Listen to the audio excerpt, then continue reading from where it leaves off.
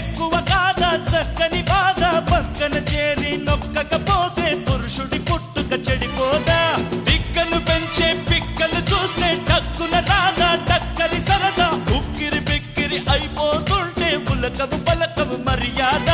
గాలిని అయినా బాగుండేదే బుల్లెమ్మో ఎప్పుడు పడితే అప్పుడు చేరి ఎక్కడ పడితే అక్కడ వాలే వీలుండేదేమో మక్కువ పెంచే మహారాణి